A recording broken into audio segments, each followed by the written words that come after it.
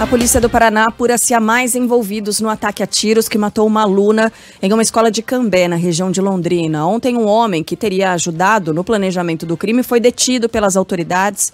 Segundo a Secretaria Estadual da Segurança Pública, o autor do ataque é um ex-aluno que fez mais de 10 disparos. As vítimas são Caroline Verri Alves, de 17 anos, morreu depois de ser atingida, e o namorado dela, o Luan Augusto, de 16 anos, que segue internado em estado gravíssimo. Quem vai trazer as atualizações para a gente direto do Paraná é o Ângelo Sfaier. O que tem de atualização agora de manhã, Ângelo? Essas investigações, elas seguem, Carla, pela 10ª Subdivisão Policial de Londrina, agora com o objetivo de entender as motivações desse ataque e também se há mais pessoas envolvidas. O último grande movimento foi a prisão ontem à noite desse segundo suspeito de envolvimento na organização do ataque ao Colégio Estadual Professora Helena Colodin, em Cambé, na região norte, assim como o atirador. Esse homem também tem 21 anos. A Secretaria de Estado da Segurança Pública não detalhou de que forma esse segundo suspeito estava envolvido. Segundo as apurações iniciais, esse criminoso, o atirador, ele tem problemas psiquiátricos, sofria de esquizofrenia, passava por acompanhamento médico e psicológico especializado, e ele foi detido em flagrante e encaminhado para Londrina, que é a maior cidade da região, é vizinha a Cambé, fica a apenas 15 quilômetros da região. O secretário de Segurança Pública do Paraná, Coronel Hudson Teixeira, afirma que o atirador planejava o ataque havia 4 anos. A arma usada no crime foi comprada de forma ilegal por R$ 4.500 em Rolândia, outra cidade vizinha, e em depoimento esse suspeito disse que foi vítima de bullying no colégio, que ele frequentou muitos anos atrás, em 2014, e que de lá para cá alimentava essa mágoa. Pelo menos nesse primeiro depoimento, segundo o Coronel Hudson, não havia, ele disse que não conhecia essas vítimas e que as escolheu pela faixa etária, por alunos mais velhos, idade dos alunos que cometiam bullying contra ele. Na casa dele foi apreendida uma carta também, algumas anotações em um caderno, onde ele faz referência a Corumbá e mais Suzano, dentre outros locais que ocorreram fatos semelhantes. E o objetivo dele realmente era chamar a atenção sabe? Ele queria, na ótica dele, morrer como alguém que estivesse combatendo o bullying. A Polícia Civil está à frente disso, mas existem as pessoas que gravaram vídeo com ele, né? Vão ver qual a participação, só gravaram o vídeo, só auxiliaram nisso.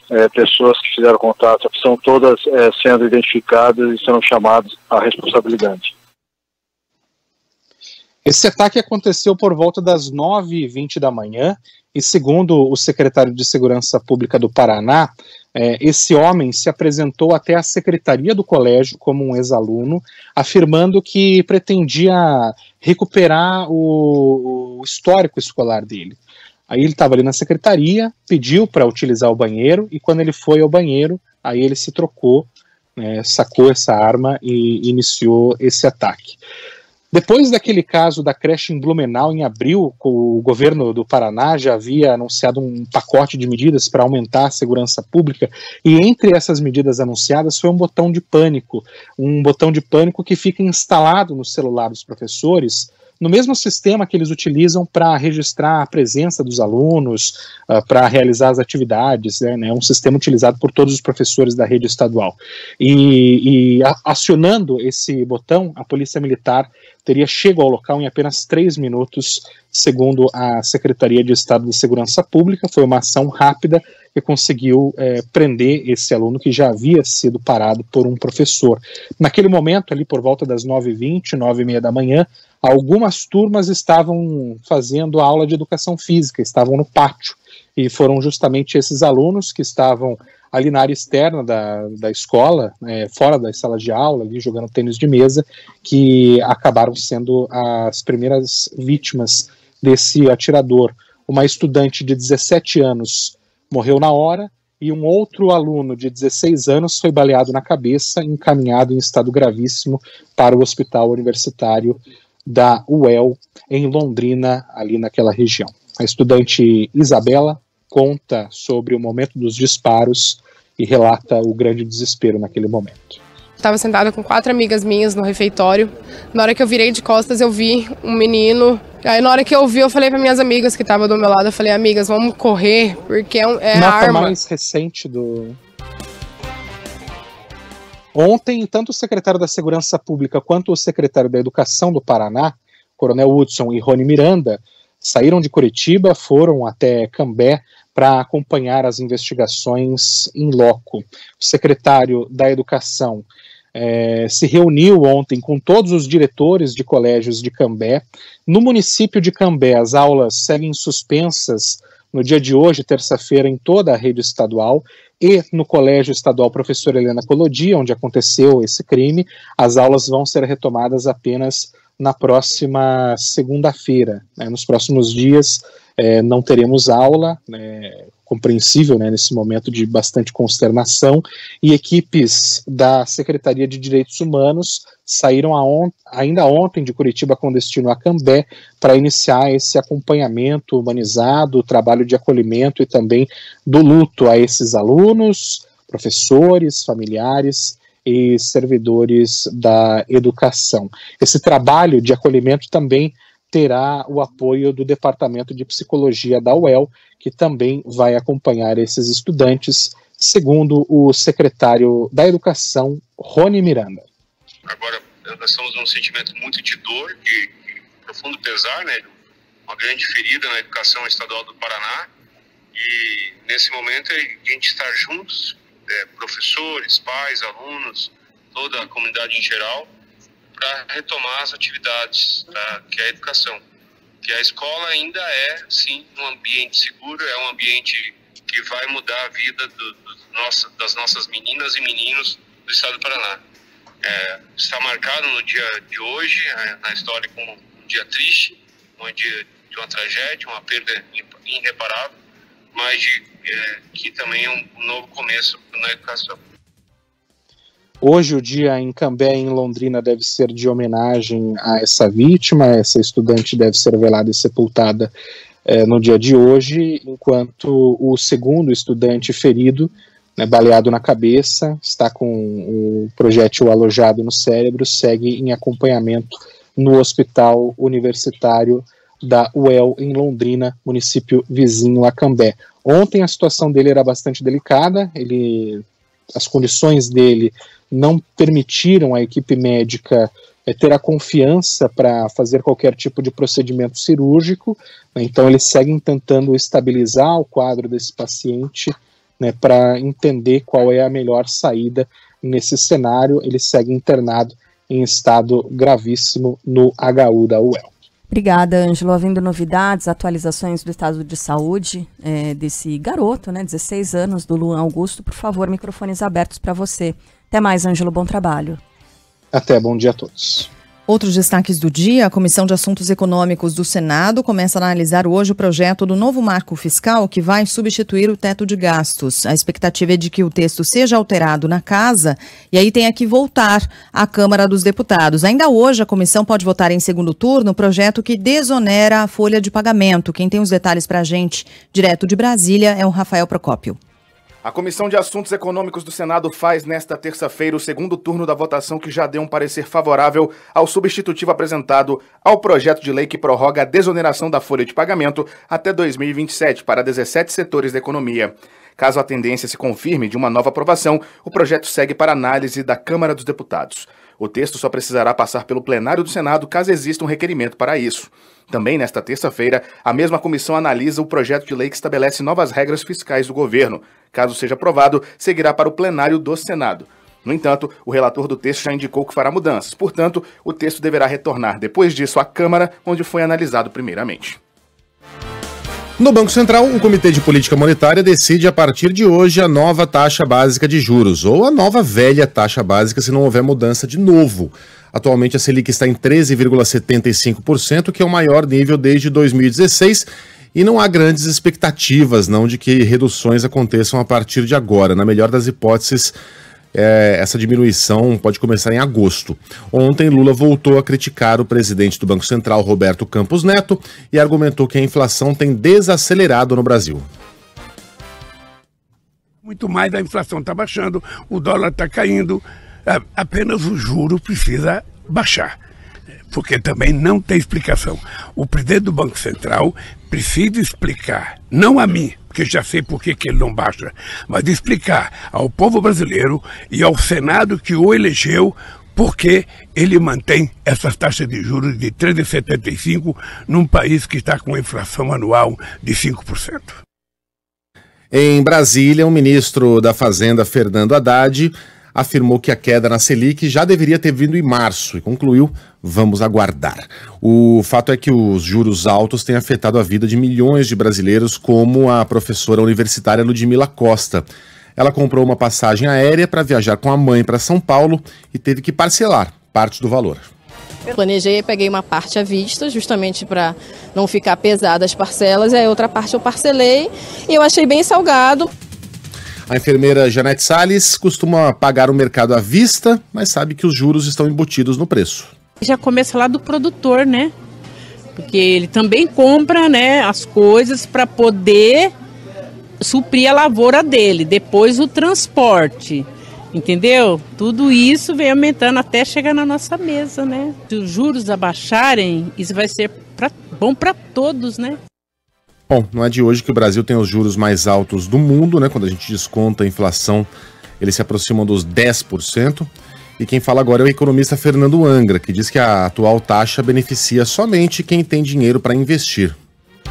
Determinados setores vão fechar as portas. Por quê? Porque é mais vantagem comprar títulos públicos, investir no mercado financeiro do que do lado real. Juros altos são bons para quem tem dinheiro para aplicar no mercado financeiro. Ontem, com a melhora na expectativa do mercado para o PIB e a inflação, o dólar caiu 0,9% e fechou cotado no menor valor desde maio de 2022, R$ 4,77, e a Bolsa de Valores de São Paulo, mantendo o clima de otimismo, subiu quase 1%. O governo nega qualquer tipo de pressão para que a ministra do Turismo, Daniela Carneiro, deixe o cargo. A saída dela, no entanto, é dada como certa. Mulher do prefeito de Belford Roxo, Vaguinho, Daniela Carneiro deve dar lugar ao deputado Celso Sabino do União Brasil. A troca seria uma forma de o governo obter mais apoio no Congresso em votações importantes como a da reforma tributária. Ontem, o ministro das Relações Institucionais, Alexandre Padilha, negou que haja qualquer intenção de mudar o comando do Ministério da Saúde, né? Outro ministério, a pasta seria do interesse de legendas do Centrão, como o PP, de Arthur Lira. Segundo o ministro Alexandre Padilha, a escolha de Nízia Trindade é técnica e não entra na cota dos partidos. Eu quero ser justo com o presidente Arthur Lira, tanto para mim quanto ao presidente Lula. Em nenhum momento o presidente Arthur Lira reivindicou qualquer ministério, ocupar qualquer ministério do governo. Temos que ser justos em relação a isso. Também queremos posicionar claramente também que o presidente Lula, em nenhum momento, desde a montagem do seu governo, desde a escolha dos ministros e ministras, colocou o Ministério da Saúde como cota partidária de qualquer partido. Desde o começo, o presidente Lula tomou uma decisão sobre o Ministério da Saúde, sobretudo depois de toda a situação da pandemia, pela importância que tem o tema da saúde, querer indicar para o Ministério da Saúde um quadro da saúde pública. E escolheu uma mulher, a primeira mulher que ocupa o Ministério da Saúde, escolheu a ex-presidente da Fiocruz por todo o papel que ela teve durante a pandemia. Então, em nenhum momento o presidente Lula colocou, desde o começo da montagem do seu governo, o Ministério da Saúde como cota de qualquer partido. Importante a gente ouvir isso, né? Porque dia desses falava-se na possibilidade de mudança envolvendo Nízia Trindade, e a gente, nesse mesmo espaço, falou sobre a importância que Nízia Trindade teve durante a pandemia, sobre a importância de ter alguém tão técnico e que domina tanto o assunto da saúde aqui no Brasil quanto ela. Então, seria injusto, para dizer o mínimo, que houvesse mudanças aí. Então, ainda bem que essa é uma possibilidade afastada pelo próprio ministro das Relações Institucionais, Alexandre Padilha. E olha, o presidente Lula sancionou com 4 vetos a lei que muda a estrutura do governo, a chamada MP dos Ministérios. A medida provisória havia sido editada em janeiro, sofreu alterações ao ser votada no Congresso e agora, portanto, é sancionada com vetos. Entre os vetos de Lula, quais estão ali? O que transferia do Ministério da Saúde ao Ministério das Cidades, o planejamento, coordenação, execução e supervisão de ações ligadas ao saneamento em territórios indígenas. Então isso aí foi vetado. E ainda, aqueles que repassavam ao Ministério da Integração e Desenvolvimento Regional a gestão de recursos hídricos, ponto que havia sido criticado pela ministra do Meio Ambiente, Marina Silva. Um outro veto foi ao trecho que previa transferir as atividades de inteligência federal para o Gabinete de Segurança Institucional. A competência seguirá com a ABIN, Agência Brasileira de Inteligência. Agora, caberá ao Congresso manter ou derrubar esses vetos. E no Congresso, a CPMI dos atos de 8 de janeiro houve hoje o primeiro convocado, o ex-diretor da Polícia Rodoviária Federal, Silvinei Vasquez. Ele será questionado sobre as blitz realizadas durante as eleições presidenciais, que quase todas elas foram em regiões onde Lula recebeu, e a gente saberia que ele receberia, mais votos no primeiro turno. Quem tem os detalhes é André Viana. A CPMI dos atos criminosos começa a ouvir os primeiros depoimentos nesta terça-feira. O primeiro convocado a depor é o ex-diretor-geral da Polícia Rodoviária Federal, Silvinei Vasquez, que deve ter que explicar sobre os bloqueios ocorridos em rodovias federais em 30 de outubro, data do segundo turno das eleições. Vasquez é ainda alvo de uma ação da Justiça Federal do Rio de Janeiro por improbidade administrativa, protocolada depois de ele pedir votos ao ex-presidente Jair Bolsonaro enquanto era chefe da PRF. Além disso, a comissão deve discutir o caso do senador Marcos Duval, que foi alvo, na semana passada, de operações de busca e apreensão da Polícia Federal devido ao envolvimento com os atos criminosos de 8 de janeiro. Nesta segunda-feira, o ministro Alexandre de Moraes, do Supremo Tribunal Federal, decidiu manter a prisão preventiva de 70 investigados pelos vandalismos ocorridos no dia. Ao todo, o STF mantém presos cerca de 250 investigados, incluindo políticos e empresários. Bom, o Silvinei também foi o responsável por nada fazer quando começaram a se organizar aqueles bloqueios logo após o segundo turno da eleição presidencial, né? Era de responsabilidade também da Polícia Federal arrancar aqueles caras dali para que a vida voltasse ao normal. A gente todo dia que se esgoelava dizendo que aquela situação era inaceitável, a Polícia Rodoviária Federal nada fazia. São movimentos pulverizados, são espontâneos. São espontâneos, são pessoas que não são criminosas. Como é que não são criminosas se eu olho para a TV, o cara tá cometendo um crime bem na minha frente, de pedir golpe de Estado por meio de impedir que as pessoas se locomovam? Como é que o cara olha para aquilo e fala, não, eles não são criminosos, estão ali cometendo crimes, né? Sendo filmadas fazendo isso. Teve um grupo lá que chegou a fazer um churrasco na Marginal do Tietê, em São Paulo, né? E o Silvinei fez que não viu, porque não dá, veja bem, são muitos. Aí vinha a Galocura, aí vinha a Gaviões da Fiel e falava, vocês vão sair daí agora. E os caras saíam, porque não são idiotas. Então por que as torcidas organizadas conseguiam fazer um trabalho que deveria ser de competência das nossas polícias? Silvinei Vasquez tem as suas digitais na tentativa de golpe de 8 de janeiro. Aliás, por falar em digitais, a gente fala de algumas que estão impregnadas em vários documentos e várias tentativas de subversão da ordem de Estado naquele 8 de janeiro e antes disso. Então, estamos falando aqui de Mauro Cid. Em outra investigação, a Polícia Federal analisa as mensagens no celular do ex-ajudante de ordens de Jair Bolsonaro para identificar oficiais da ativa do Exército. O objetivo é listar os militares envolvidos em uma tentativa de articular um golpe de Estado. Os investigadores encontraram no aparelho de Mauro Cid um grupo com pelo menos 5 oficiais, incluindo coronéis e majores. No relatório, a PF cita as conversas sem identificá-los. Em uma troca de mensagens em novembro do ano passado, um deles escreveu: a ruptura institucional já ocorreu há muito tempo. Tudo que for feito agora, da parte do presidente e forças armadas e tudo mais, não vai parar a revolução do povo.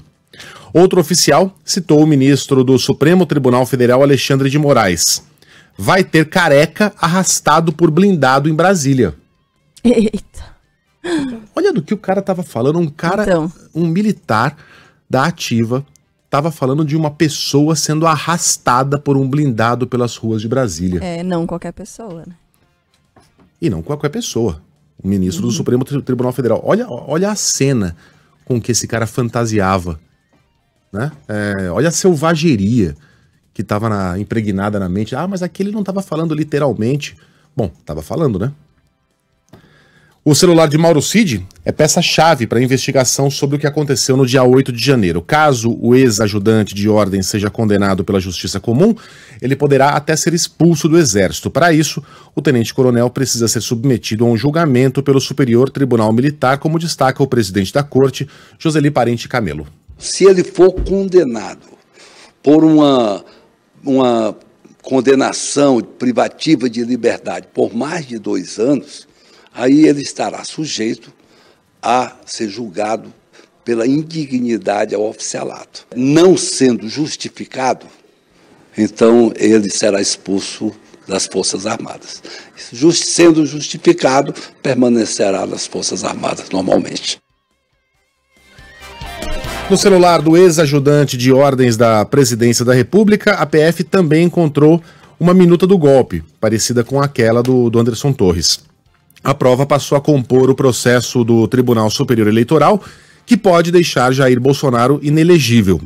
O julgamento no TSE começa na quinta-feira. O ex-presidente é acusado de abuso de poder político por aquela transmissão ao vivo na internet de uma reunião com embaixadores estrangeiros em que ele mentiu de cabo a rabo para atacar e desqualificar o sistema eleitoral brasileiro. No Rio de Janeiro, o ministro da Justiça, Flávio Dino, disse que as mensagens encontradas no celular de Mauro Cid reforçam a existência de uma tentativa de golpe. Fala Mariana Albuquerque. O ministro da Justiça e Segurança Pública, Flávio Dino, disse que as mensagens encontradas no telefone do tenente-coronel Mauro Cid, ex-ajudante de ordens de Jair Bolsonaro, corroboram a existência de um grupo de militares da ativa e de alta patente que participou de uma tentativa de um golpe de Estado. Para Flávio Dino, muitos civis podem ter sido levados a participar dos atos criminosos do dia 8 de janeiro em Brasília por causa do discurso das autoridades. Ou seja, havia civis? Sim. Havia pessoas de boa-fé sendo envolvidas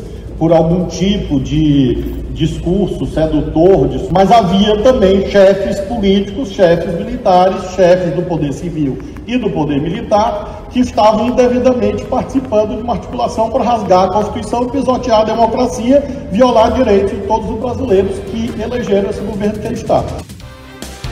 A Defesa Civil do Rio Grande do Sul estima que mais de 2 milhões de pessoas tenham sido afetadas pelo ciclone extratropical que atingiu o estado. Até agora, temos 14 mortes confirmadas. Juan Romero tem mais informação pra gente.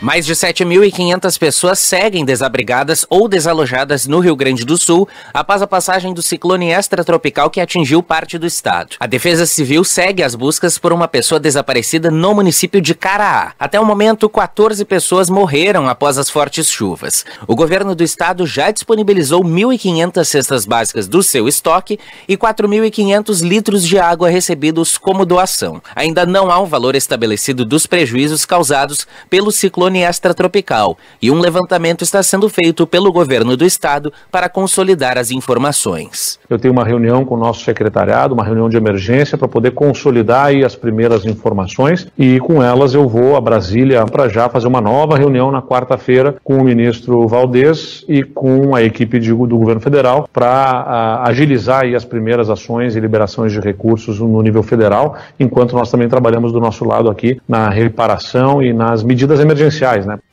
Em Santa Catarina, a Marinha afirmou ter encontrado o barco que naufragou perto de Garopaba, mas 2 tripulantes seguem desaparecidos. Amanda Iargas. A Marinha do Brasil retomou nesta manhã as buscas por Alisson da Silva Santos, de 37 anos, e Diego Silva de Brito, de 28 anos. Este é o 4º dia de buscas pelos tripulantes que permanecem desaparecidos após o embarcamento de um barco pesqueiro no litoral sul catarinense.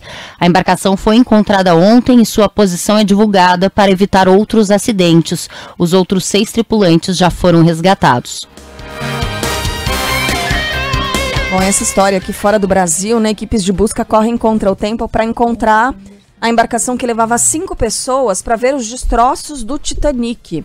Segundo a Guarda Costeira dos Estados Unidos, o ar no submersível vai acabar até amanhã de quinta-feira. Isso, né, se ainda tiver intacto ali, essa estrutura estiver intacta. A gente isso lembra o drama daquele submarino nuclear russo, Kursk. Lembra disso, lembra? Isso deve ter sido lá para 2002, 2003, quando um submarino russo também submergiu. Havia, se não me engano, coisa de 9 ou 10 marinheiros lá dentro, ninguém sabia como eles estavam, mas acreditava-se que estavam vivos. E o estoque de ar duraria coisa de 1 ou 2 semanas. E não houve jeito. Cara, que desesperador, né? Não conseguiu se salvar os marinheiros, não conseguiu se contato com eles.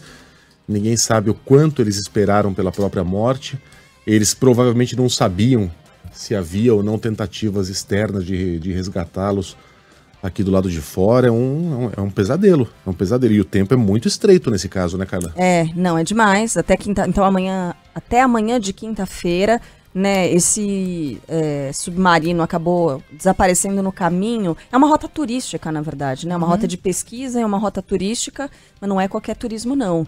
Dentre os desaparecidos, chegou a confirmação de que se trata de um bilionário, de uma empresa de aviação, porque participar disso, né, dessa viagem, é muito, muito caro.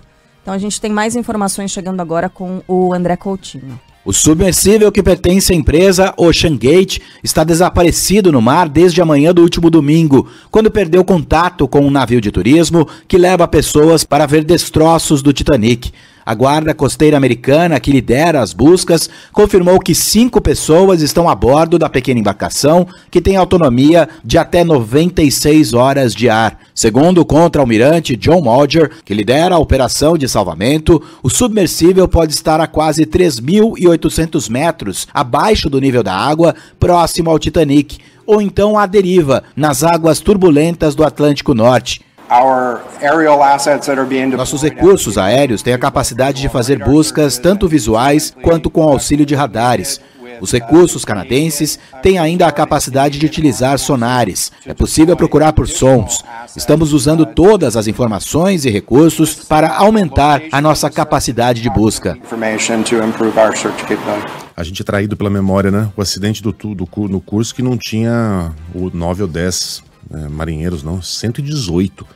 Sendo que quase todos morreram instantaneamente com a explosão que fez com que o submarino fosse até o fundo do mar, a uma profundidade de mais de 100 metros, mas 23 sobreviveram. Eles se alojaram no último compartimento e acabaram morrendo, né? Ninguém sabe depois de quanto tempo, mas acabaram morrendo. E sabe-se que esses 23 sobreviveram porque o capitão foi escrevendo bilhetes, contando uma espécie de diário da situação dos... Tragédia. Ninguém sabe quanto tempo eles sobreviveram ali. Tem gente que fala em 2, 3 horas e tem muitos que defendem que a reserva de oxigênio poderia durar até 5 dias.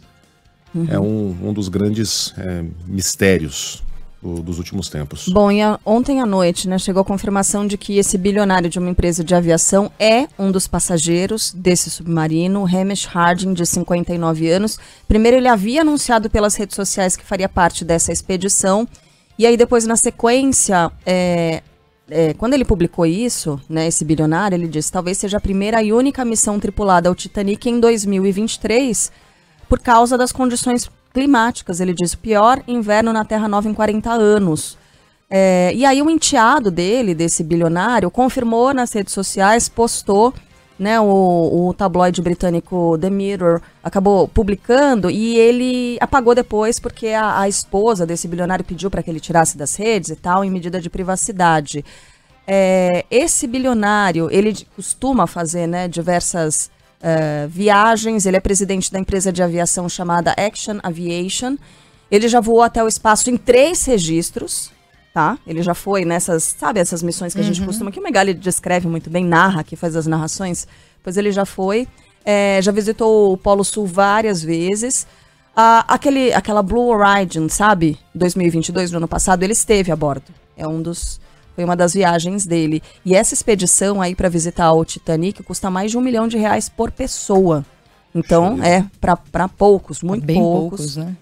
Então agora tá, enfim, muita gente em busca, né? São aeronaves fazendo as buscas para tentar identificar esse submarino no caminho ali. Também, por enquanto, eles estão tentando identificar o local, né? Onde pode estar esse submarino, porque ainda não tem estratégia de resgate, uma vez que eles não sabem se o negócio está à deriva, se está afundado, se está preso. Então, no primeiro momento, a questão é identificar onde é que está esse veículo. De volta aqui ao Brasil, no Rio de Janeiro, familiares da mulher morta por um agente da Polícia Rodoviária Federal pedem urgência na investigação do caso. Uma outra vítima foi baleada. Amanda Oliveira. É estável, mas potencialmente grave o estado de saúde da mulher baleada durante uma abordagem da Polícia Rodoviária Federal na rodovia Washington Luiz, no trecho de Duque de Caxias, na Baixada Fluminense. Durante a ação, uma outra mulher morreu após ser baleada pelo agente da PRF que atirou. O policial foi preso, mas liberado durante audiência de custódia. Segundo a polícia, os agentes receberam denúncias de outros motoristas de que um carro estava em alta velocidade e fazendo manobras bruscas. Os agentes seguiram o veículo e deram ordem de parada, mas, de acordo com a PRF, mesmo assim o carro andou ainda por cerca de 4 quilômetros até os policiais começarem a atirar. No meio desse tiroteio, uma mulher que estava em um outro carro também acabou baleada. Cláudia Maria da Silva dos Santos, de 54 anos, foi atingida no tórax e continua internada. Segundo o marido dela, José Vitório Gomes dos Santos, por sorte, uma ambulância passava pelo local. Conseguimos parar uma viatura do SAMU que ia passando no momento, né, e nos atendeu prontamente. O socorro foi rápido e imediato e a levou lá para o hospital de Saracuruna. A Caixa Econômica Federal vai começar a cobrar tarifa em transferências feitas via Pix por empresas que são clientes do banco. A medida passa a valer no dia 19 de julho e não vale para pessoas físicas e microempreendedores individuais. A taxa será de 0,89% do valor da operação, com cobrança mínima de R$1 e máxima de 130. Segundo o Banco Central, pessoas físicas não podem ser cobradas pelo uso do Pix, mas desde novembro de 2020 a cobrança é autorizada para pessoas jurídicas, tá? CPJ, você paga. Em nota, a Caixa afirma ter feito o comunicado com antecedência e que a prática já é realizada por outras instituições financeiras. O Brasil aparece no lugar de número 60 em um ranking de competitividade que conta com 64 países. No ano passado, estava na posição de número 59.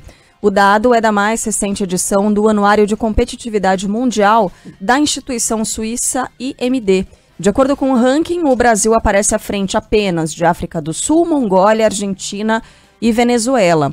Levantamento considera indicadores econômicos, além de pesquisas de opinião feitas com executivos e empresários. Pelo segundo ano seguido, a Dinamarca continua como o país onde as empresas têm maior competitividade, seguida por Irlanda e Suíça. Os Estados Unidos estão na 9ª posição e a China é o lugar de número 21. E veja, a Dinamarca é um país em que pegou aquela política.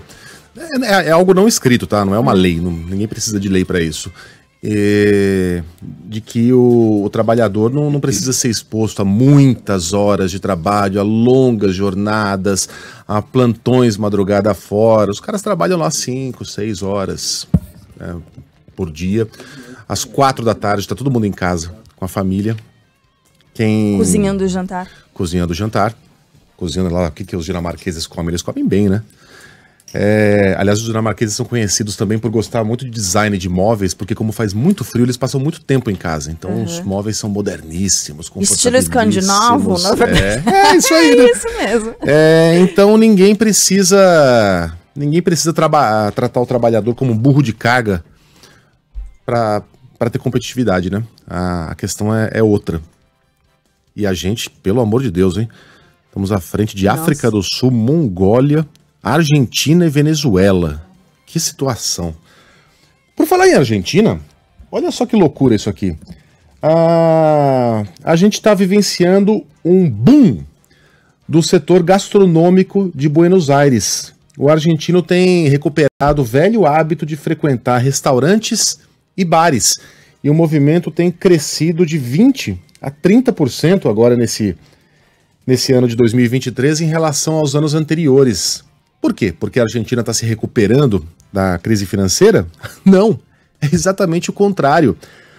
O colapso do peso, a falência quase total do sistema bancário e a inflação fora de controle está fazendo, Sheila, com que os argentinos queiram se livrar o mais rápido possível do dinheiro. Você se lembra? Não, você não vai se lembrar. Mas nos anos 80, os meus pais recebiam o salário, recebiam o contra-cheque, a gente pulava no carro e ia para o supermercado e apostava corrida com remarcador nos corredores do mercado. para gastar aquela grana o mais rápido possível, porque se ela não fosse gasta, no dia seguinte a inflação já começava a corroer o salário. Os argentinos estão fazendo isso. E como são muito sofisticados, Carla Bigato, eles vão a restaurantes. Gastam seu dinheiro em pizzarias, em churrascarias. E a gente está vendo as mesas lotadas de gente que em outros tempos estaria fazendo viagens internacionais, comprando carros, mas como a grana está mais curta, a classe média está optando por frequentar restaurantes. Olha que loucura, né? Pra gente aqui, quando a gente tá em crise, a primeira coisa que a gente corta é o restaurante. Os caras estão voltando a frequentá-los, mas isso não é sinal de bonança, muito pelo contrário, é sinal de aprofundamento da crise argentina. Rapidinho, posso voltar aqui só no Pix? Porque a Caixa Econômica Federal diz que vai começar a cobrar tarifa lá em transferências feitas via Pix. Eu quase caí da cadeira quando eu vi você lendo aqui que a cobrança mínima seria de R$1 e a máxima de R$130, porque eu tinha lido ontem R$8,50 como cobrança máxima. E quando você fala assim, cara, vão cobrar um Pix R$130, mas só para ficar claro, o Pix transferência, essa modalidade, que é uma das mais utilizadas quando você faz transferência para outra pessoa. Nesse caso aqui, a cobrança máxima é de R$8,50, tá? No Pix transferência. Quando você vai para a modalidade Pix compra ou Pix checkout, aí pode ter uma cobrança máxima de R$130. Continuo achando altíssimo, tá? Mas é nessas duas modalidades, para ficar claro. Então, por exemplo, o Pix compra é recebimento de Pix em transação de pessoa física para pessoa jurídica, por meio da inserção de dado bancário, indicador de pagamento, chave Pix, o QR Code, enfim. Então, não é exatamente a modalidade mais utilizada, que é aquela da transferência imediata. Mas está certo o valor, R$130. R$8,50 é a máxima no caso do Pix transferência, para ficar claro. Infelizmente, a gente tem que acionar novamente a nossa reportagem em Curitiba para trazer a atualização sobre o ataque que aconteceu ali na região de Londrina. Fala, Ângelo Sfayer. Morreu nesta madrugada a segunda vítima do ataque a tiros no Colégio Estadual Helena Collodi, em Cambé. Informação confirmada há poucos minutos, aqui pela reportagem da Band News FM, pela repórter Amanda Argas, junto à assessoria do Hospital Universitário da UEL. O óbito foi declarado às 13h15 da madrugada, a causa da morte não foi informada, mas, segundo o hospital, a família autorizou a doação de órgãos. Então, juntando essa informação com o boletim médico de ontem, as informações, né, indicam que ele teve essa morte cerebral. Ele que foi atingido por disparos de arma de fogo na cabeça e estava internado desde ontem em estado gravíssimo. Ele foi vítima desse ataque ontem no colégio por volta das 9h20 da manhã, foi encaminhado imediatamente para a Santa Casa de Misericórdia de Cambé e, assim que estabilizado, foi transferido ao HU da UEL, um hospital a cerca de 10, 15 quilômetros, com uma estrutura melhor. Lá ele permaneceu sob ventilação mecânica, permaneceu medicado, mas nessa madrugada ele não resistiu, teve esse óbito declarado às 13h15 da manhã. Luan Augusto, de 16 anos, ele que era namorado de Caroline Alves, de 17 anos, também vítima desse ataque. O atirador está preso e segue detido em Londrina. Obrigada. Meu Deus do céu, não há nada que a gente possa falar aqui que conforte a família. Podemos desejar muita força para todo mundo que é próximo do Luan nessa manhãzinha tão difícil. Que morte estúpida, gente. Em frente aqui com outras informações, espaço aberto para o Ângelo voltar quando houver mais informações sobre esse assunto. Entra em vigor hoje o chamado Marco Legal das Criptomoedas no Brasil. Sancionado por Jair Bolsonaro no ano passado, esse texto tem como objetivo definir regras para a atuação de corretoras e prever punições em caso de fraudes. A medida é vista com bons olhos por empresas e investidores, uma vez que vai garantir mais segurança às transações e ao mercado. Faltava mesmo isso, né? O Banco Central será responsável por regular, fiscalizar e supervisionar o setor. Com o marco legal, a partir de agora, o Código Penal passa a incluir o crime de fraude com moedas digitais. A pena é de até 8 anos de prisão, além de multa. O objetivo é facilitar a punição de pessoas que utilizam pirâmides financeiras para aplicar golpes e obter vantagens.